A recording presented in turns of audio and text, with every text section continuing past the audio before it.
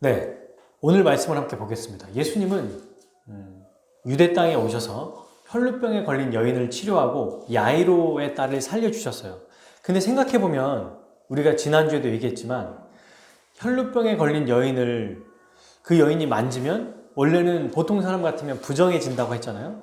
근데 도리어 예수님을 만졌더니 부정해진 자가 거룩하게 됐습니다. 깨끗함을 입게 된 거예요. 근데 더 심한 일이 일어났죠. 죽은 자도 만지면 안 되거든요. 레위기에. 근데 죽은 자조차도 살아나는 역사가 일어났습니다. 부정해지는 게 아니라 오히려 살아나는 역사가 나타났다는 거죠. 이 말씀을 통해서 우리는 지난주 말씀을 통해서 참된 믿음이 무엇이냐, 자기가 어떠한 상황에 있든지 간에 자기 자신을 낮추고 예수님을 바라보고 그분만을 의지하는 것, 그게 바로 참된 믿음이다. 그때 우리 주님이 우리를 변화로 이끌어 주신다. 이걸 배웠어요. 오늘 말씀을 한번 보면요, 오늘은 굉장히 좀 놀라운 사건이 일어나요. 예수님이 드디어 자신의 고향으로 가셨습니다. 고향 하면 어떤 생각이 들어요? 저는 고향을 생각하면 정겹고 애틋하고 뭔가 좀 그래도 푸근하고 좋은 이미지가 있거든요. 근데 당시에 예수님은 이런 마음을 갖지 못했을 거예요. 예수님을 따라서 제자들도 같이 따라갔습니다, 지금. 근데 좋은 마음으로 가는 게 아니에요. 왜냐면 우리가 3장 후반절에 봤던 것처럼 예수님의 가족들이 예수님의 사역하셨던 그 장소에 한번 찾아온 적이 있어요. 왜 찾아오셨죠? 예수님을 축하하러? 맞아. 좀 예담이 얘기한 것처럼 예수님이 미쳤다라는 소문을 듣고 예수님 말리러 온 거예요, 지금. 그럼 여러분, 지금 고향 나사렛으로 가고 있잖아요. 지금 자라온 곳, 태어난 곳은 베들레헴인데 나사렛이라는 곳에 지금 가고 계세요. 그곳의 사람들은 모를까요? 지금 예수님에 대한 소문을? 예수님의 가족들이 어떻게 알았죠? 소문을 듣고 안 거잖아. 그럼 그 동네 사람들이 다 알고 있다는 거예요, 지금. 당시의 문헌을 보면 제가 잠깐 살펴보니까 한 500가구 정도 된다고 해요, 나사렛이. 정확하게 모르겠어요. 그러니까 많지 않은 겁니다. 여러분, 이 동네에 조금이라도 소문나면은 금방 내요. 예를 들면 교회에 한 500명 정도 교인이 있다. 많죠. 굉장히 많죠. 그렇지만 그 500명이면 몇 년만 있으면 웬만하면 다 알거든요. 그러니 지금 평생 동안 살았던 이 마을에는 얼마나 예수님에 대한 소문이 지금 파다하게 퍼졌겠습니까? 지금같이 인터넷도 없고 재밌게 노는 것도 없고 영화관도 없고, 그러면 말 자체가 하나의 이야기거리가 되는 거예요. 맨날 그 얘기만 하고 또 얘기하게 되는 거죠. 지금 환영받지 못할 걸 아시고 기분 좋은 마음으로 가시는 게 아니고 굉장히 부담스럽고 어쨌든 한편으로는 별로 가고 싶지 않은 마음이 드실 수도 있을 거예요. 그죠? 그런 마음으로 지금 내려가고 계신 겁니다. 예를 들면 어떤 한 지방에 예전에 작은 마을에 어떤 사람이 서울로 성공하기 위해서 온 거예요. 근데 당시에는 인터넷도 없고 무슨 핸드폰도 없으니까. 근데 몇 년 후에 실제로 이 사람이 한 10년 정도 지나고 성공한 겁니다. 근데 옆에 친구 중에 한 명이 시기를 해서 안 좋은 소문을 퍼뜨린 거예요. 야, 쟤 사기쳐가지고 남 등쳐먹고 저렇게 성공한 거야. 그 얘기를 듣고 가족들이 찾아와요. 올라와요. 너 이렇게 살면 안 된다. 근데 아무리 얘기해도 안 듣는 거예요, 이 얘기를. 엄마, 아빠 아닙니다. 제가 이렇게 열심히 해서 지금 성공한 거예요. 라고 말했는데도 안 들어요. 그리고 이제 마을에 만약 이제 어떤 일이 벌어져서 내려가고 있습니다. 이 사람이 기차를 타거나 버스를 타고 내려갈 때 어떤 심정일까요? 답답하고 억울한 마음이 있지 않을까요? 지금 마치 예수님이 이런 심정으로 내려가고 계신다는 거예요. 그러면 내려가서 어떻게 해야 됩니까? 내가 지금 미친 게 아닙니다.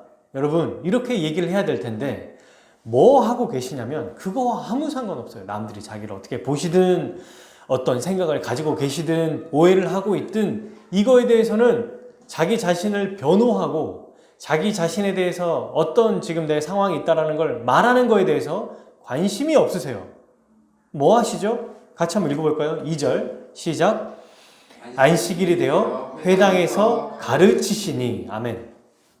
뭐 하시냐면 내 지금 위치가 어떤지, 내가 지금 어떤 평판에 있는지에 관심을 갖거나 그걸 위해서 고향에 내려오신 게 아닙니다. 왜 오셨냐면 하나님 나라의 복음을 전하기 위해 고향에 오셨어요. 이 예수님은 이 일을 위해서 이 땅에 오신 거 아닙니까? 인간적인 마음에 자기 자신을 변호하고 싶고 내가 그런 사람이 아니다라는 것을 말하고 싶을 것 같아요. 하지만 우리 주님은 그렇게 하지 않으셨어요. 하나님 나라의 복음을 이 사람들에게 전하기 위해 오셨습니다. 이 사람들이 가족들도 있겠죠. 고향 사람들에게 환영받지 못하는 걸 아시면서도 복음을 전하기 위해 오신 거예요. 근데 여러분, 이렇게 복음을 전했을 때 사람들이 어떻게 반응하냐면 아, 복음의 말씀이군요 라고 받아들이지 않았어요. 당연하죠. 미쳤다는 얘기를 소문을 들었고 또 그렇게 퍼뜨렸으니까. 근데 말씀을 듣고 세 가지의 반응을 해요. 2절 후반절.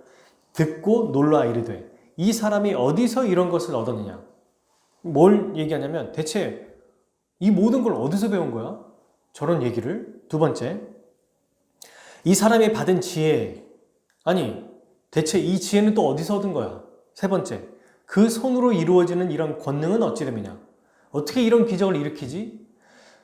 지금 여러분, 예수님이 하신 말씀만 듣고 굉장히 놀라면서도 어떻게 저런 지식과 지혜와 능력이 나타나는지를 의구심을 품습니다. 근데 우리는 알죠. 1장부터 어떤 일이 있었냐면 하나님이 보내신 예수님은 바로 그분 자체가 하나님이시기에 모든 것을 아시는 거예요. 하나님이시기에 세상에 없는 가장 뛰어난 지혜를 가지고 계세요. 하나님이시기에 어떤 일들도 행하실 수 있다는 거예요. 근데 여러분, 이것은 구약 성경에서 이미 모두 예언됐잖아요. 그죠? 구약 성경에 예언이 없었다면 사람들이 이렇게 반응한 게 당연합니다. 그래서 예수님은 그냥 기적만 베푸신 게 아니라 지금 회당에 오셔서 직접 말씀하셨어요. 그리고 사람들은 예수님의 말씀을 듣고 놀랄 수 있습니다. 아니, 이게 대체 어떤 일이야?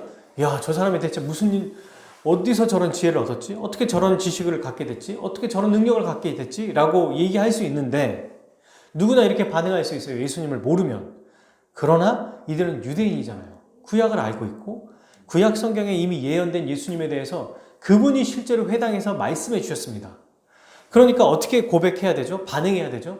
처음에는 이렇게 반응할지라도 아, 예수님이 우리 마을에서 태어나신 이분이 바로 하나님의 자녀구나. 다윗의 자손에서 태어난다는 우리 동네에서 메시아가 바로 이분이구나. 이분이 바로 하나님의 아들이고 우리가 믿어야 될 그리스도 메시아 주님이시구나. 이렇게 반응하는 것이 마땅합니다.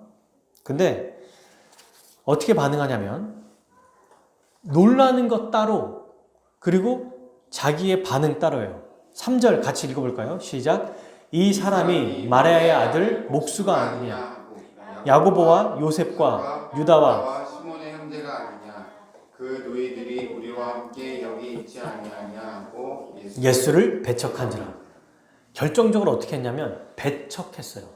거부했습니다.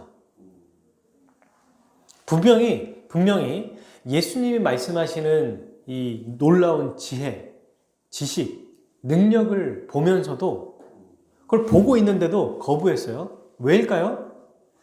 자기가 예수님에 대해서 알고 있다는 거예요. 선입견, 고정관념, 기존에 가지고 있는 경험이 예수님을 믿지 못하게 만들었습니다. 뭐라고 말하죠? 아니, 이 사람, 얘 지금 마리아의 아들 목수 아니야. 야, 얘 지금 내가 코 묻었을 때부터 봤던 애 아니야.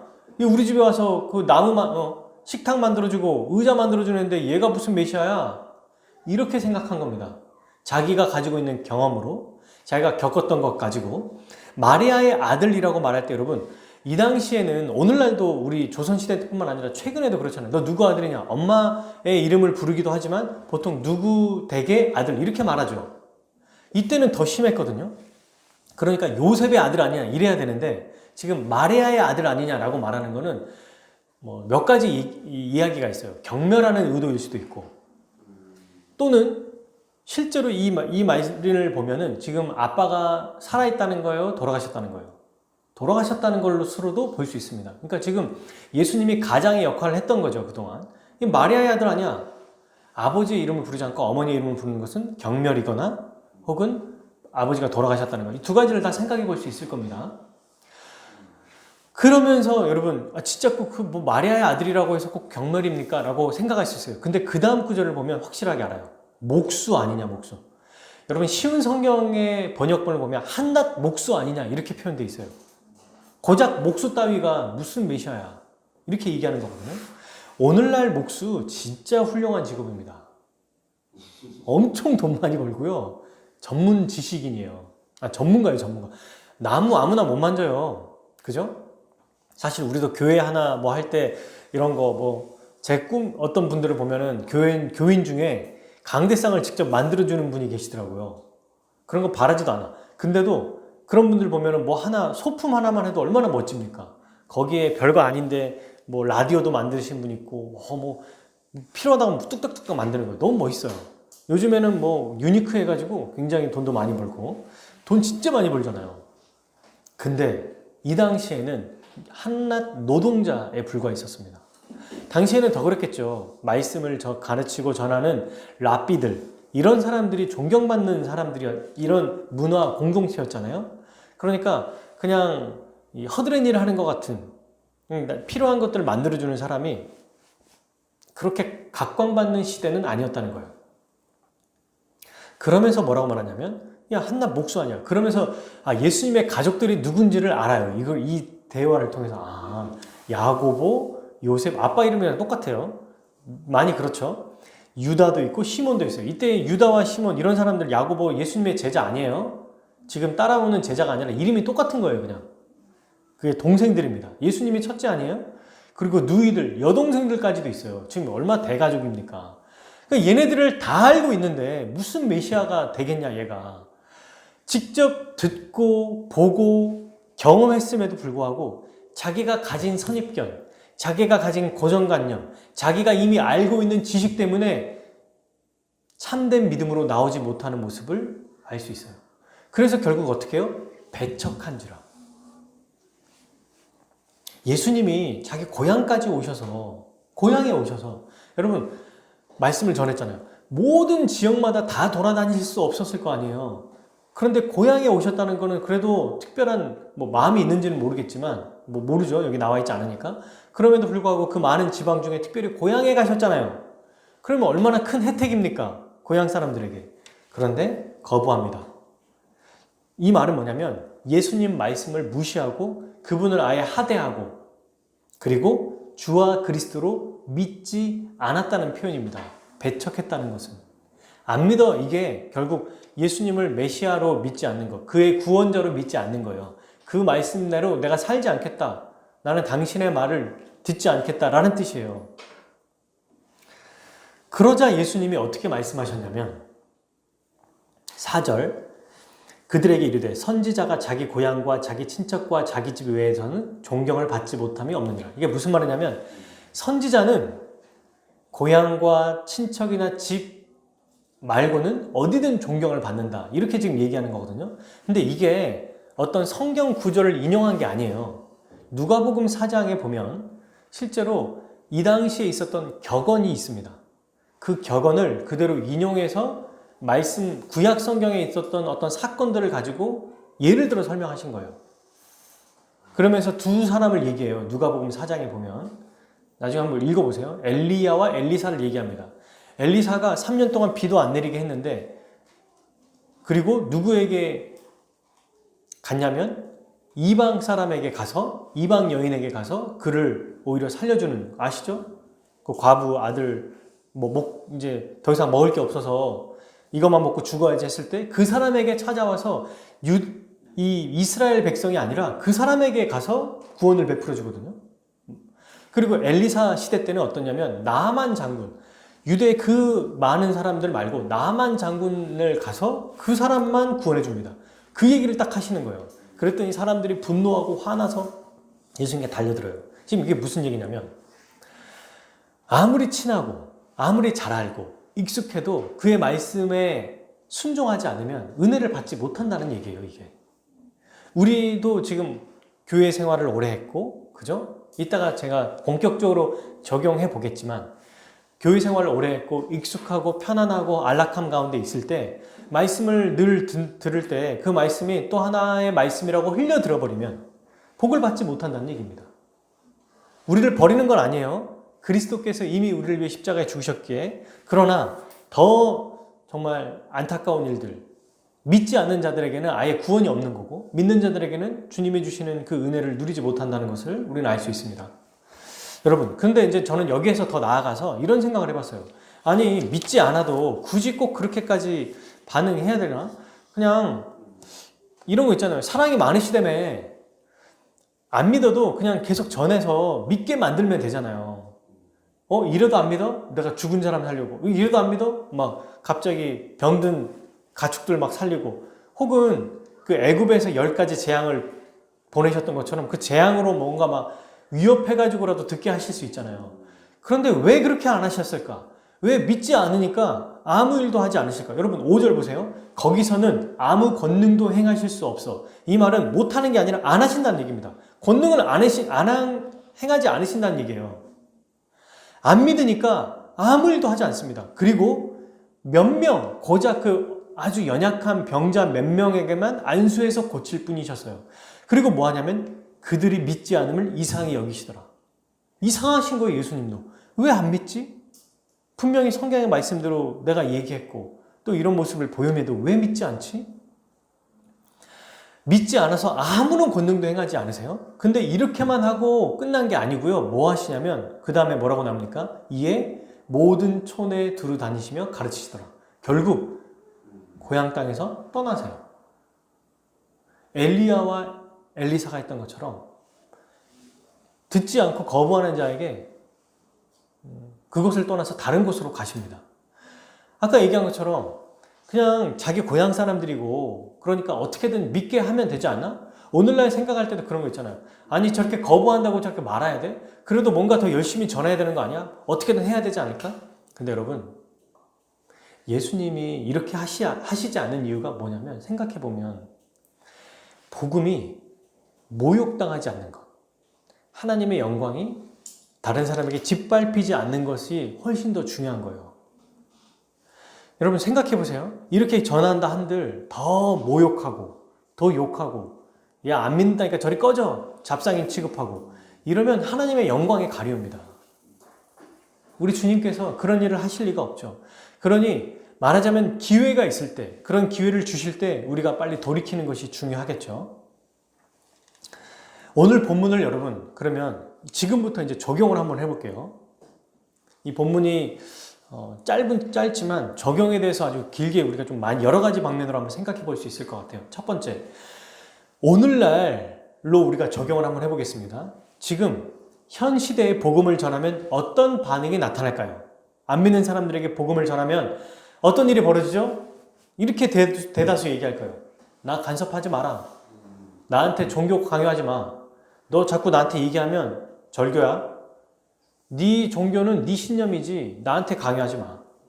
네 생각을 나한테 강요하지 마. 나는 내 하고 싶은 대로 할 테니까 더 이상 나에게 말하지 마라. 여러분 이게 일반 사람들 보통 어떻게 생각하냐면 원래 당연한 거 아니야? 맞아 라고 생각하는데 이거는 이 세상 문화에서 비롯된 현대사회의 특징이에요.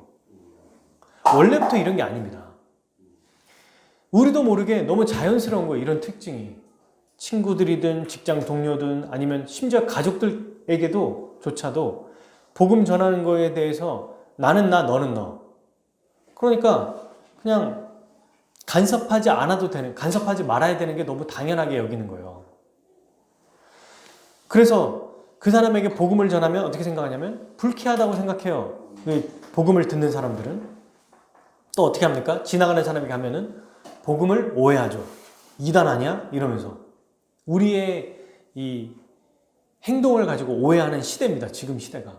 그러면 여러분 우리는 이렇게 해야 될까요? 아 맞아. 친구들한테 복음을 전하는 거는 이거는 잘못된 거야. 이 생각이 직장인들에게 복음을 전하면 내 주위에 있는 사람들이 복음 전하는 거는 오늘날 시대에 안 맞아. 정말요? 그거는 나만 믿으라고 주시는 겁니까? 아니에요. 아니죠? 물론 전도하는 방법을 좀 더 고민하고 기도하고 조심스럽게 하나님의 영광이 가리지 않게 하는 건 중요해요. 막 함부로 여러분 그 밖에 나가서 예수님이라고도 안 해요. 보면 예수 믿어라. 아니 누구 뭐 강아지 이름입니까? 그렇게 함부로 예수님의 이름을 막 얘기하고 전하는 것은 굉장히 저도 불쾌하게 생각해요. 막 함부로 지하철 가서 막 예수 믿으라고. 제가 옆에 가서 얘기하고 싶어요. 님이라는 얘기를 붙이라고. 왜 자꾸 뭐 자기 친구도 아니면서 그 거룩한 이름을 함부로 외치냐. 사람들이 거부하면은 그 이름이 땅에 막 짓밟히는 것 같잖아요. 너무 싫은 거예요, 그게. 그러니까 우리가 전도하는 방법을 고민할 필요는 있습니다. 하지만 그렇기 때문에 전하지 않아도 되는 건 아니에요. 너무 자유롭게 생각해요. 이건 옛날 사람들, 우리 믿는 자에게만 연결된다고 생각합니다. 복음을 전하는 것을.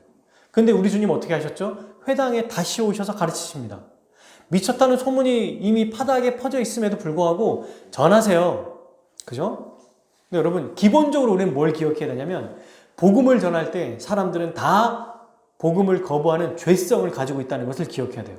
그리고 모든 시대마다 복음을 다 거부했어요. 시대 자체가 복음에 적합한 시대가 아니라는 겁니다. 그게 어떤 시대든지 간에. 이렇게 말하는 분도 있겠죠? 콘스탄틴이라고 하는 몇백 년 시대 때, 그때는 기독교 국가였지 않았습니까? 여러분, 그럴 때는 오히려 너무 흔해서 말씀을 또 안 들어요. 기독교 국가라고 하는 순간 오히려 기독교는 박해가 있을 때 더 자라가고 선포되는 거지, 편안하고 안락하면 더 죽어가요, 이게. 교회가 성장도 그렇습니다. 뭔가 막 잘 먹고 잘 살고 이러면 기도 안 하죠? 아니, 하는 분도 있어요. 다 그런 건 아니에요. 그런데 오히려 더 어렵고 힘들고 이럴 때 주를 더 의지하고 붙잡게 되거든요. 그렇기 때문에 여러분, 이 세상에서 복음을 전하는 것, 복음을 전할 때 사람들이 그런 반응하는 것 당연하다고 생각해야 돼요. 이게 오히려 세상 문화를 당연하게 여기서는 안 돼요. 맞아. 누가 요즘에 전도를 해? 누가 요즘에 그 간섭을 해? 그게 뭐 다른 사람 사생활 침해하는 거지. 이런 생각이 포스트 모던이라고 하는 이 시대의 산물이라는 거예요. 네 주인은 네 거다. 나는 저 사람의 인생을 내가 이렇게 간섭할 수 없다. 모든 사람의 인생의 주인은 하나님이십니다. 그분께 돌아와야죠. 때로는 우리가 아무리 좋은 방법을 고안할지라도 의심받거나 모욕받을 수도 있어요. 욕받을 수도 있어요. 그게 고난 아닙니까? 근데 고난 피하고 그냥 뭔가 다른 사람에게 이 책 잡히지 않으려고 좋은 관계 유지하기 위해서 그냥 가만히만 있다면 이것조차도 좋은 방법은 아니라는 거예요. 그렇게 해서는 안 되겠죠?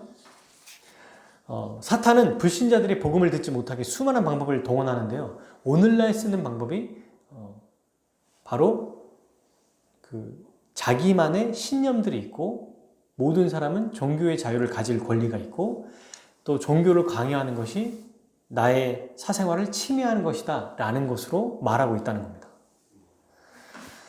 이거를 완전히 패러다임을 바꾸신 분이 사실 오늘날 티모시 켈러라고 하는 분이 계세요. 팀 켈러라고 하는 분. 이분은 지금 여러분 세계의 가장 중심지, 지금은 약간 코로나 때문에 뭐 없지만, 지금 난리도 아니지만 코로나 이전까지만 해도 지금도 어쨌든 세계 최고의 유행 중심지가 어디예요? 뉴욕입니다. 뉴욕 한복판에 교회가 있어요. 그곳에서 젊은이들이 수많은 사람들이 와서 복음을 듣습니다. 가능할까요? 너무 대단하고 훌륭한 분이세요. 이게 어떻게 가능합니까? 그리스도의 복음, 메시지는 어느 시대, 어느 때에도 다 유효하기 때문에 그래요. 우리가 이 생각을 바꾸지 않으면 항상 우리는 도태될 수밖에 없습니다. 이거는 오늘날 시대에 맞지 않아. 내가 이거는 전할 수 없어. 이건 뭐 듣지 않을 거야. 거절할 거야. 이 생각 가지고 하는 거예요. 여러분, 거절당하는 게 당연하거든요. 예수님도 배척당하는데 우리가 배척 안 당하겠어요? 그럼에도 불구하고 오늘날 복음을 거부하는 시대에 우리도 편승해서는 안 된다. 오늘날 시대는 과학과 기술이 발달하기 때문에 기독교 자체를 하나의 종교, 하찮은 것으로 여기거든요. 근데 더 깊이 들어가 보면 이게 얼마나 대단한 건지. 여러분, 많은 사람들이 뭐라고 얘기하냐면, 사탄은 나를 자유롭게 놔둬라. 나는 이 시대에서 좀 해방되고 싶다. 이게 오늘날 시대인데요. 유명한 철학자가 이렇게 얘기했어요. 그 사람의 이름이 생각이 안 나는데, 오늘날 시대는 자기를 자유롭게 해달라고 놔두지만 실제로 그 자유롭게 되는 사람은 이렇게 표현해요. 이 자유는 어떤 자유냐면 바다에서 그냥 돛담배 하나, 아니 구병보트 하나 놔두고 자기가 어디를 가야 될지 모르면서 곧 죽어가는 사람처럼 헤엄치는 사람과 같다고 얘기했습니다. 이게 세상에 말하는 자유라는 거예요. 나 좀 내버려둬 이러면서 바다 한복판에 가가지고 거기서 죽어간다는 겁니다. 그 자유는 불완전한 자유요, 아주 행복하지 않은 자유요, 인생을 갉아먹는 자유요, 또 그 자유는 아주 다른 것들을 쫓는, 그러니까 뭔가 결핍되는 자유라는 거예요. 그래, 내가 너 건드리지 않을게, 네가 하고 싶은 대로 해, 이러면 가장 불행하게 산다는 겁니다. 이게 철학자들도 한 얘기예요. 일반 시대 철학자들조차도, 아주 유명한 사람들. 그래서 오늘날 문화나 문화 작품, 책, 영화, 드라마, TV 보면은 다 이 인간의 어떤 갈망을 채우지 못하니까 뭘로 채우게 해요? 사랑 같은 걸로 채우게 합니다. 어떤 가족 간의 사랑, 이성 간의 사랑, 가족 간의 사랑, 그것도 한계가 있어요. 그것도 안 됩니다, 여러분. 그래서 여러분, 우리가 오늘날 이 복음을 거절하는 자들도 있지만 복음을 전했을 때 듣는 자들도 있다는 것을 기억하고 우리는 이 말씀을 어떻게 적용해야 될 것인가. 믿지 않는 자들이 복음을 거부하는 건 당연하다. 그러나 복음을 전하는 것이 마땅하다는 것을 기억해야 돼요. 우리 주님이 전하시는 것처럼. 자, 그러면 이 믿지 않는 시대 속에서 이렇게 복음을 전할 거예요. 두 번째 적용을 한번 해볼게요. 그럼 오늘날 안 믿는 사람들에게 적용했을 때는 복음을 전해야 될 것이고, 교회 다니는 사람들에게 확장해서 적용해 본다면 이 말씀을 어떻게 또 해석해 볼 수 있을까요? 어릴 때부터 부모님과 교회를 다녔던 사람들, 어릴 때부터 신앙생활 했던 사람들, 이 사람들에게 복음을 전하면 어떤 일이 벌어지죠? 대부분 매주 설교를 듣고 성경 말씀이 익숙하고 교회 생활이 익숙하기 때문에 이분들조차도 기존의 자기의 생각과 교회의 전통에 매여 있고 고정관념에 사로잡혀 있을 수 있습니다. 듣는 사람도 있지만 안 듣는 사람들도 많아요. 그래서 복음을 전하면 이렇게 생각해요. 야, 그거 나 다 알아. 제가 제일 많이 겪었던 게 뭐냐면 나도 다 안다. 그거 나도 다 알아. 그러면서 뭐라고 생각하냐면 내가 자기의 경험과 자기가 해왔던 것들을 비추어서 너보다 많이 알아. 특별히 이건 어디서 나타나냐면 열심히 하는 사람들, 또 오랫동안 신앙생활을 했던 어른들, 장로님들, 권사님들, 이런 분들에게 정말 더 분명히 나타나요. 제가 실제로 예전에 부교육자 때 사역을 하다 보면 복음을 새롭게 깨달아서 이제 복음을 전하잖아요. 그럼 제일 많이 하는 얘기가 뭐냐면 아직 우리 전사님이 나이가 어려서 그런데 그거 모르는 사람이 어디 있어요. 이런 반응을 해요, 처음에. 제가 보기에는 모르거든요. 그분의 삶을 보면 알잖아요. 그냥 피상적으로 아는 거랑 진짜 아는 거랑은 다릅니다. 여러분, 믿음이 뭐예요? 믿음은 지식, 동의, 신뢰. 아는 대로 살아가요. 그분의 삶의 결과가 그런 모습이 안 나타나면 나 알아요 라고 해도 잘못 알고 있거나 부족하게 알거나 모른다는 거예요. 그런데 오늘날 교회 안에서는 이게 너무 팽배합니다. 몰라도 적당히 알아도 그냥 적당한 신앙생활 해도 된다고 생각하고 그 정도로만 살아도 괜찮다고 생각하는 거. 아니, 비교를 누구랑 하냐면 교회 안에, 그러니까 말씀이 아니고 그냥 교회 안에 있는 한두 명, 조금 열심히 하는 사람은 등급을 매기고 그 사람은 원래 잘하니까. 그리고 안주해요. 이 정도면 됐지 뭐. 이 정도면 충분하다. 이렇게 생각합니다, 여러분. 익숙한 자기의 경험이 더 믿음으로 나가지 못하게 하는 일을 만들어내는 거죠. 오늘 이 사람들처럼 복음을 들었을 때는 와, 놀랍다, 신기하다, 오 그래? 라고 하면서도 에이, 쟤 뭐 나이도 어린 애가 뭐 전도사가, 강도사가, 목사가 뭘 알겠어? 나보다 인생도 덜 살았고 경험도 적은데 라고 생각하면서 배우려고 하지 않고 판단하려고 하시죠. 실제로 이런 일들이 많이 일어난다는 거예요. 왜냐하면 성경에 대해서 너무 익숙하고 교회 생활에 익숙하다 보니까. 나이가 어린 사람도 마찬가지예요. 예전에 자기가 들었던 이 경험, 자기가 겪었던 어떤 가치관, 그러면서 자기도 모르게 뭐라고 생각하냐면 교회는 원래 이런 거야. 신앙생활이라는 거 있잖아. 원래 이런 거야. 믿음은 이런 거야. 이런 고정관념에서 벗어나질 못해요. 어떻게 하면요? 이 말씀을 받아들이지 못하면.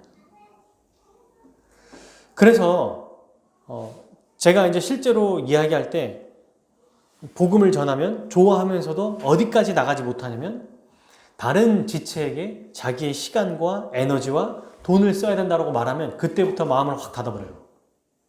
복음에 대한 내용 듣는 거 좋아요. 아, 좋다. 근데 내 삶을 뭔가 바꿔야 되는 시기가 딱 오면 그때 거부한다는 겁니다. 그리고 합리화시켜요. 저 사람은 지금 말씀을 전하는 자의 나이, 성별, 학력, 경험, 지혜 이런 걸 보고 판단한다는 겁니다. 보면요. 결국에는 말씀이 기준이 아닌 거예요. 이분들은. 자기의 익숙함, 내가 이미 가지고 있는 기존의 고정관념이 한치도 벗어나지 못하게 만드는 안타까움을 나타낸다는 것입니다. 결국 변화되지 못하게 될 수 있어요. 다 그런다는 게 아니에요. 하나님, 우리 주님께서 또 말씀이 선포될 때 바꾸시거든요. 그런데 말씀이 전해졌을 때도 받아들이지 않으면 예수님께서 뭐라고 하셨죠? 4가지 씨 뿌리는 비유에 받아들이지 않으면 열매 맺지 못합니다. 이게 마음이 진짜 중요해요. 마음이. 뭐 또 똑같은 얘기 하는구나. 뭐 그렇지 뭐. 그 저게 저런 얘기지. 근데 이 말씀을 듣고 아멘하고 받아들이지 않으면 아무 소용이 없다는 거예요. 결국 우리 주님이 주님을 배척하는 결과로 나타나게 되고 주님은 계속해서 말씀하실지라도 여기선 떠났지만 계속 얘기하시죠. 교회에 있는 자들에게 말씀을 통해서. 근데 계속 매주마다 배척해. 매주마다 마음을 닫아. 그러면 어떻게 변화될 수 있겠습니까? 이 사람들의 중심에는 뭐가 있어요? 자기 인생의 행복이, 자기 인생의 기쁨, 내 인생의 목적이 내가 즐겁게 사는 것, 내가 행복하게 사는 게 자기 인생의 목표가 되어버리는 거예요. 아닙니다, 여러분. 우리는 하나님의 뜻대로 행할 때 가장 행복하고요. 근데 그 행복의 농도가 달라요. 고난받으면서도 행복할 수 있고요. 실패해도 행복할 수 있고요. 잘 돼도 행복할 수 있어요. 복음 때문에 행복한 겁니다. 내 상황이, 성격이 바뀌어서가 아니고. 근데 교회에 익숙하게 다녔던 분들은 세상 문화에 그대로 받아들이기 때문에 어떤 분들은 이렇게 얘기해요. 목사님, 저는 이 땅에서도 잘 되고요. 예수님도 믿고 천국 가고 싶어요. 이렇게 말하시는 분들이 있어요. 이렇게 말하는 분이 있죠. 실제로 우리 친구들 중에서도 그렇게 말한 분이 있었어요. 말하는 친구가 있었어요. 근데 그건 불가능하다. 생각해 보십시오. 이 땅에서 잘 된다는 것은 이 세상의 문화를 그대로 받아들인다는 얘기거든요. 그 말은 뭐냐면 뭐 좋은 직업을 안 간다 이 말이 아니고 이 세상의 원리는 뭡니까? 나 혼자 잘 먹고 잘 사는 것. 내 가족끼리만 잘 먹고 잘 살면 된다는 게 아주 팽배해요. 그러니까 돈을 많이 벌어도 안 쓰겠죠. 교회 안에 제가 들었던 간증 중에 장로님이나 아니면 어떤 뭐 일반 집사님인데 꼭 간증할 때 성공한 사람들만 앞에 나와가지고 전 막 말해요. 하나님이 이렇게 부어주셨고. 그러면 예전에도 그런 생각이 있어요. 저렇게 부어주셨는데 왜 혼자 저걸 가지고 있지? 저게 하나님의 뜻인가? 그러면 성공해야만 돈만이 있어야 혹은 명예가 있어야 성공한 겁니까? 그건 세상의 기준인 거고. 그렇게 돈을 많이 주고 명예스럽게 해줬으면은 뭐 하라고? 교회 안에 다른 지체를 도우라고. 이 세상에 안 믿는 사람들을 위해서 그렇게 써서 복음을 전하라고 준 건데 이 땅에서 잘 된다는 거는 자기 스스로만, 자기 가족에게만 뭔가 그 이득을 주게 하고 이거에서만 안락하게 살아가는 거예요. 그 안에 고난이 어디 있습니까? 고난이 있겠죠. 더 열심히 돈 벌려고 애쓰는 거. 근데 그렇게 돼서는 안 된다는 겁니다. 사랑하는 여러분. 그죠? 왜요? 진짜 행복은 내가 가진 것들을 내어주고 내 생각을 바꾸고 나의 태도를 바꿈으로 우리가 이따가 또 얘기하겠지만 바꿈으로 그게 싫어요. 하기가 싫다고. 그게 고난스러운 일이라고요. 근데 그렇게 할 때 가장 기쁘고 행복한 게 바로 신자들의 모습입니다. 이 세상의 원리는 뭐 어떻게 한다고요? 그냥 잘 먹고 잘 사는 것, 그리고 적당히 신앙생활하는 것, 이거를 중산층 영성이라고 그래요. 적당한 거, 적당히 남들이 하는 중간 정도 하는 어떤 액션, 모션은 취합니다. 근데 전적으로 자기를 헌신하진 않은 부자 청년과 같은 정도. 남들 보기에는 잘하는데 전력을 다해서 주를 위해 살지 않는 것. 그러면서 목표가 어디 있으니까 이 세상에서 내가 잘 되는 것. 내가 행복한 것. 세상의 가치관 그대로 받아들이는 거예요. 야, 네가 행복해야 돼. 네가 자유롭게 살아. 그걸 위해서 교회 다니는 게 아니에요, 우리는. 주의 말씀대로 순종하기 위해 사는 거지. 그러다 보면 어려운 일이 있고 고통스럽기도 하고 때로는 이것 때문에 포기해야 될 일도 엄청 많습니다. 근데도 행복하게 사는 게 우리 참된 신자의 모습이라는 거예요. 여러분, 자, 그렇다면 우리 교회에 한번 적용해 볼까요? 이 말씀을.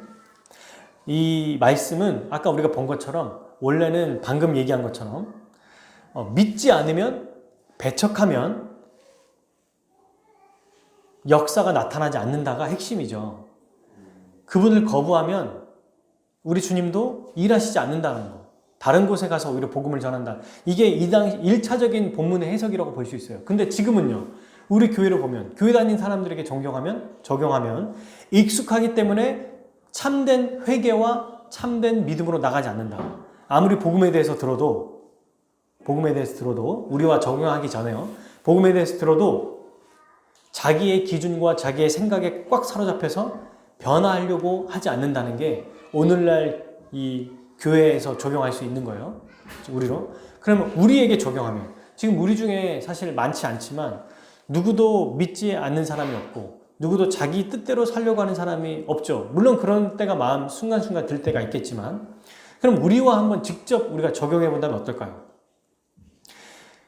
복음의 말씀이 선포될 때 기존에 내가 알고 있는 것에 새로운 것들이 만약에 선포된다면 우리의 생각과 우리의 행동을 또 더 바꾸고 더 뭔가 열심히 노력해야 되는 메시지가 나온다면 어떻게 반응해야 될까요? 예를 들어서 한번 생각해 볼게요. 첫 번째, 말씀을 듣고 받아들이는 자세. 어쩌면 나도 모르게 기존에 가지고 있던 고정관념, 내 기준이 있어서 지금 선포되는 말씀을 들을 때 이건 뭐 굳이 꼭 지금 순종해야 되나? 이게 꼭 나에겐 별로 와닿지 않네? 와닿지 않으면 듣지 않는 거. 나에게 뭔가 직접적이지 않으면 굳이 무시해도 되는 것처럼 생각하고 있는 건 아닌가? 돌아봐야겠죠?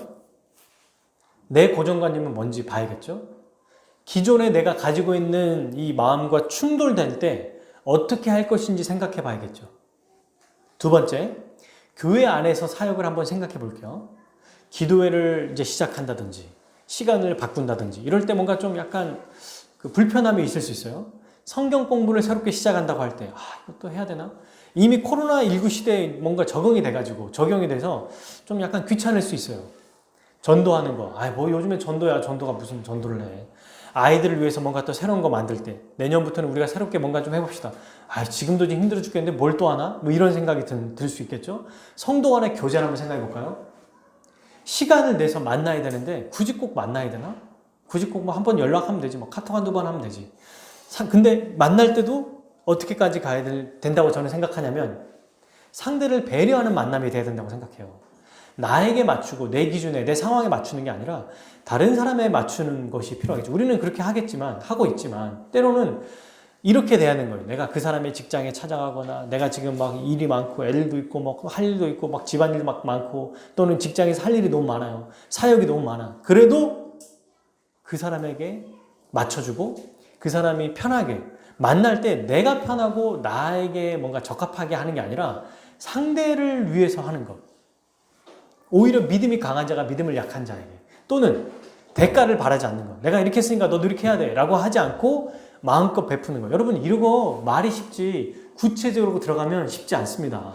우리 상황에서 진짜로 뭔가 제대로 해보려면 쉽지 않다고 이게. 알아요 저도. 근데 말씀이 다시 이렇게 선포될 때 그래 뭐 나중에 섬기지 뭐 이거 말고 지금 당장 지금 내가 할 일이 태산이고 많이 있어요. 내 시간을 쓰고 내 지금 시간을 쓰는 게 아까워.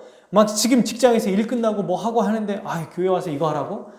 싫다. 이런 생각이 든단 말입니다. 서로 만나자고 할 때 한 번은 내가 우리 쪽에 오고 한 번은 그 집에 또 가야겠죠. 번갈아 가면서 해줘야 되는 거예요. 또 필요하다는 거예요. 만날 때도 어떻게 해야 돼요? 정말 최선을 다해야 돼요. 그 시간에. 그냥 있는 시간 해가지고 만나갖고 하면서 막 그런 거 있잖아요.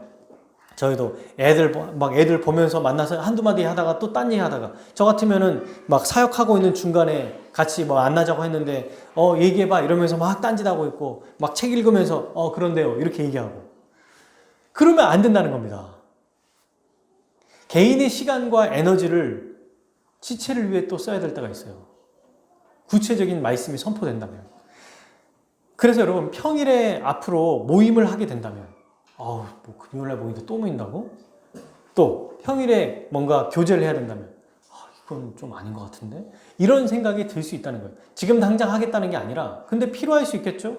해야 된다면 해야 됩니다. 지금 여러분 우리도 모르게 익숙함, 편안함, 안락함, 고정관념 나도 모르게 내 생활에 다른 사람을 맞추는 것 그러니까 나에게 다른 사람을 맞추는 것 이게 우리도 모르게 지금 정착해 있을지도 몰라요. 불과 2년이 안 됐거든요. 처음에 우리가 교회에 모임을 했을 때 어떤 마음으로 오셨는지 생각해 보십시오. 저도 이 말씀을 들으면서 이게 진짜 나에게 하는 말씀이다. 하기 싫더라고요.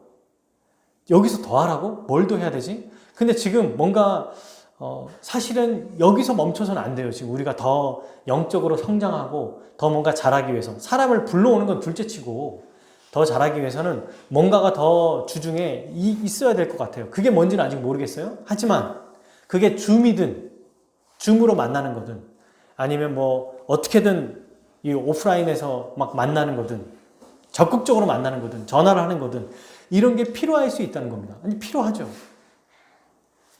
그때 이게 정말 어떤 마음이 들까요? 뭐 굳이 꼭 그렇게 해야 되나? 꼭 그게 필요한가? 이런 마음이 들 수 있습니다. 제가 들더라고요. 제가 제일 먼저 고백하면. 근데 왜 그런 마음이 들까 생각해 봤어요. 곰곰이. 그냥 지금이 좋은 거예요. 그냥 지금이 좋다는 거는 어떤 생각이 드냐면 내가 주를 위해 죽을 각오까지 했다고 생각했는데 그 각오가 없는 거예요. 보면. 주를 위해 죽겠습니다라고 하고 믿는 자들 아닙니까 우리가? 근데 주를 위해 죽기는 쉬운데 주를 위해 나의 삶의 태도와 행동을 바꾸는 건 싫어. 이건 뭔가 이상하지 않아요? 이건 뭔가 안 맞지 않습니까? 그래서 저도 모르게 말씀에처럼 평안함과 안락함이 내 자신을 제한하고 있고 또 그대로 머무르고 싶어 했구나라는 것을 깨닫게 됐어요. 우리 종교개혁 시대 때 우리 믿음의 선배들이 했던 유명한 말이 있습니다. 이게 뭐냐면 개혁된 교회. 교회는 항상 개혁되어야 된다. 항상 바꿔야 된다는 거예요. 자꾸 변화되어야 된다는 거거든요. 그러면서 그리고 끝이 아니에요. 개혁했으니까 끝이 아니다. 개혁된 교회는 항상 개혁되어야 된다. 이미 개혁을 했어. 바꿨단 말이야. 근데도 계속 바꿔야 된다는 거예요. 우리의 패턴과 우리의 삶의 각각의 교회마다 어떤 스타일이 있습니다. 다른 교회를 쫓아갈 수는 없어요. 그대로 할 필요도 없어요. 근데 우리가 여러분 말씀을 듣거나 목사와 교제를 하거나 목사의 말씀을 듣거나 또 성경 말씀을 듣거나 교회 성도님들과 함께 대화를 나눌 때 그때 문득문득 생각하거나 부족함들이 생각날 때가 있어요. 그때 하기 싫은 마음이 제일 먼저 들겠죠. 하지만 그걸 순종하는 것. 그게 사실은 기존에 있는 것을 정체되지 않고 계속해서 우리가 뭔가 나아가는 방향입니다. 그게 우리가 살아가는 방법이에요. 물도 고여있으면 썩는다고 얘기하잖아요. 안락함과 편안함에 넘어서서 우리가 해야 될 일, 그건 꼭 일이 아닐 수도 있어요. 생각하고 마음을 표현하고 그런데 마음과 생각이 바뀌면 행동으로 반드시 나타나는 것입니다. 사랑하는 여러분, 이 일을 우리가 할 수 있을까요? 네. 근데 우리 힘으로는 안 되죠? 이건 불가능합니다. 저는 딱 이렇게 얘기했을 때 지금 제가 몇 가지 예를 들었잖아요. 교제, 그 다음에 또 실제로 내가 해야 되는 거, 시간을 내는 거, 에너지를 들이는 거 이런 모든 게 사실 생각해보면 지금도 충분하다고 생각할 수 있지만 아니요. 계속해서 우리 주님이 기뻐하시는 게 무엇인지 우리 교회를 향해서 주님께서 기뻐하시는 행동이 뭐지? 이걸 계속해서 생각해야 된다는 거예요. 그럴 때 이것은 우리 힘으로 하는 게 아니라 우리 주님이 이 일을 하기 위해서 먼저 모든 일을 다 행하셨다는 것을 기억할 필요가 있어요. 모든 신자에게 지혜를 주셨습니다. 그리고 그걸 생각나게 하시고 감당할 수 있는 능력을 주셨어요. 우리를 그렇게 바꿔주셨어요. 이걸 믿는 게 중요합니다, 여러분. 교회는요, 믿음으로 모든 걸 다 하는 거예요. 없는 걸 가지고 끄집어내서 끌어올려서 하게 하는 게 아닙니다. 복 받게 하려고, 자, 이렇게 하면 복 받아요. 맞아요? 그 말이 맞아요. 근데 그걸 하나의 뭔가 수단으로 생각해서 사람을 이끌거나 사람을 조작해서는 안 돼요. 이미 주신 은혜가 너무 크기에 그 은혜를 선포하고 그리스도의 복음을 얘기하면서 움직이게 해야죠. 그게 우리의 일인 거고요. 그러므로 여러분, 우리도 모르게 이 세상 문화에 젖어들어서 주를 위해 산다고는 머릿속에 있지만 실제의 삶은 나의 행복을 위해서, 나의 기쁨을 위해서 살아가는 익숙해져 버린 영역이 어딘지 생각해 볼 필요가 있습니다. 교회 안에서도 세상 안에서도 교회로서 살아가는 교제와 또 말씀을 듣는 것, 실천하는 것, 또 개인으로서 평일에 시간을 내는 것, 다른 사람에게, 믿지 않는 사람들에게 전도하는 것, 그런 것 중에 우리가 어떤 일에 힘써야 될지를 한번 생각해 봅시다. 사랑하는 여러분, 예수님은요, 지금도 자신의 말씀을 듣고 자기 말씀을 통해서 자기 자신을 돌아보고 자기의 생각과 마음과 의지를 바꾸며 주님을 따르는 자에게 역사하시는 거예요. 똑같이 말씀을 듣습니다. 교회 안에서. 근데 그 말씀에 감사하고 그 말씀에 조금이라도 자기의 의지를 드리고 바꿔보려고 하는 그 사람에게 역사하신다는 거예요. 믿는 자에게 역사하시지 않습니까? 이미 우리는 믿었기 때문에 안전한가요? 맞아요. 안전해요, 우리는. 구원이 바뀌지 않아요. 우리의 행동 때문에 구원이 취소되지 않습니다. 그러나 주님, 우리는 왜 이 일을 하는 걸까요? 이 땅에서 이 정도면 됐습니다. 적당해요. 이 정도 살아도 괜찮습니다. 아니요. 우리 주님이 우리에게 생명 주셨기에 우리는 그분을 사랑하잖아요. 하나님께 영광 돌리고 싶잖아요. 그 마음으로 이 일을 하는 거예요. 복보다 우선하는 것, 신자에게 복보다 더 우선은 바로 주님을 사랑하는 것. 나를 위해 십자가에 죽으신 그 은혜가 너무 감사해서 그 사랑에 조금이라도 보답하고자 그의 말씀에 순종하며 따라가는 것입니다. 조금이라도 그분의 뜻대로 살아가는 것이 하나님께 영광이 되기에, 내 인생의 목적이 하루하루 살아가게 하시는 게 하나님의 목적이기에 나의 일상적인 패턴조차 바꿀 수 있는 것입니다. 그러므로 우리가 해야 되는 것들, 내가 늘 했던 방식, 편안함, 익숙함, 그것이 교회를 생각하지 않고 혹은 지체를 생각하지 않고 일상 삶에서도 자기중심적이고 나만을 위한 삶이라면 결별해야 될 거예요.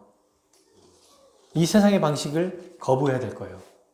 왜요? 이건 의무감이 아니라 우리 주님을 사랑하기에, 주님이 우리 이렇게까지 사랑하셨고 능력을 주셨기에 우리도 주님을 위해 살아야 하는 것이 아주 기쁜 일 아니겠습니까? 그러므로 날마다 복음으로 다시 살아나고 또 복음에 적합한 삶을 살아가기를 바랍니다. 우리에게 이렇게 할 수 있는 기회를 주신 게 얼마나 감사해요. 이렇게 애쓰고 힘쓸 때 작은 것 하나라도, 작은 것만 바꾸려고 해서는 안 돼요. 그렇다고 하나씩 하나씩 바꾸려고 노력을 해야겠죠. 그 은혜에 너무 감사해서. 그럴 때 우리 하나님이 영광 받으실 겁니다. 무엇을 해야 될지는 몰라요. 물론 알게 될 수도 있겠죠. 우리가 같이 회의하면서 또 하나씩 바라보겠죠. 근데 개인의 영역에서는 주의 영광을 위해서 내가 할 수 있는 일, 가족들 간에, 다른 사람에게 작은 것 하나라도 주를 위해 하듯이 최선을 다해서 기회만 생기면 어떻게든 복음을 전하고, 뭔가 지금 세상에선 복음 전하는 건 좀 아니야, 그러지 말고 기회가 되면 어떻게든 전하고 우리 교회 데리고 오든 안 데리고 와도 상관없어요. 여러분, 교회를 꼭 그게 아니더라도 복음을 전하는 게 중요해요. 이게 우리 인생의 가장 중요한 일입니다. 이 일들 이렇게 하는 우리 모두 되기를 주님의 이름으로 축복합니다. 우리 함께 같이 기도하겠습니다.